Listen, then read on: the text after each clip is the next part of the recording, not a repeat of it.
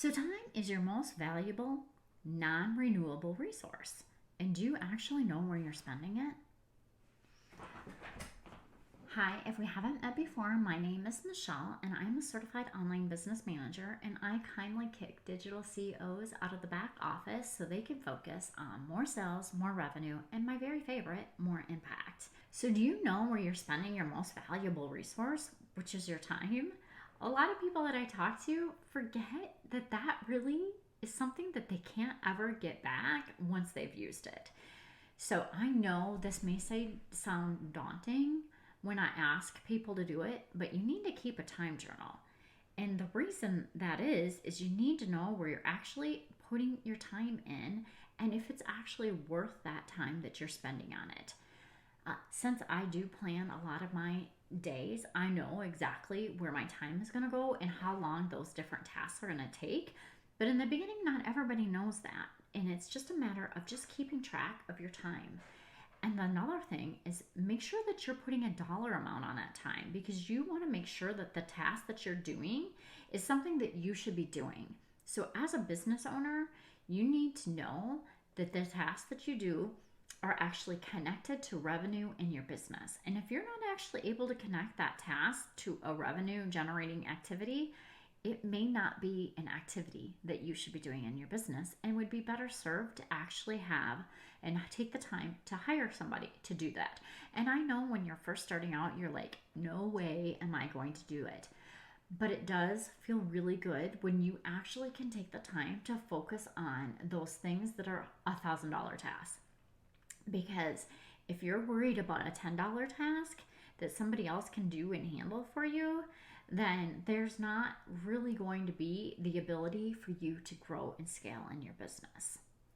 And are you doing repeatedly mind sweeps? So making sure that you're going through and doing a mind sweep of everything that you have going on and the things that need to happen. And then from that point, you can take that mind sweep and figure out if you're the person that should be doing that, or if you can hire somebody else to be doing that for you. So, and that applies to your personal life as well as your business life. So after you have your time log in your journal of all the things that you're doing in there, what are the things that you could easily outsource? What are those things that you just cannot stand to do and you want somebody else to do from, because it drains you completely of all your energy and it takes you a lot more time to do than it should? Because you can either spend your time being busy or you can spend your time being productive, and you need to make sure that you're spending your time on productive tasks that are moving your business forward. Another great tip for your time management is making sure you're planning things well and you're actually planning. Like you're putting things on your calendar so that they get done. You can have a task management, which I have as well, but those tasks actually get set on my calendar so that I know that they're going to get done. And then if I'm not able to get to it for some reason, because things come up and you're not sometimes able to get things done because you have fires that you need to put out in your business. But you can take those non-essential tasks that you may have on your day and move them over to another day. So it's very important that you're actually taking and planning out time. And if you have like a whole bunch of tasks that'll take 5 or 10 minutes for each of those, or a couple minutes for each of those, put them all in one time block so that they're all getting done during that particular time block. And that's a great way to manage your time and your tasks as well. And one point that Brooke Costile has in her one of her time management videos is making sure you schedule your free time, because then like if you're taking longer to do something, it's going to cut into your free time. So it puts a little bit more fire underneath you to actually get it done in the time in which you have scheduled it for.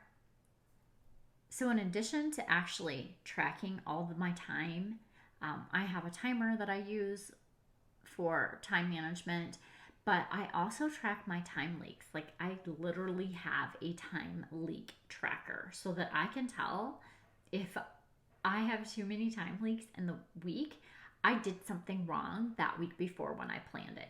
Now, granted, sometimes there's things that I can't help. A majority of my time leaks go to our poodle and our golden doodle, who do things that I don't anticipate that they're going to do.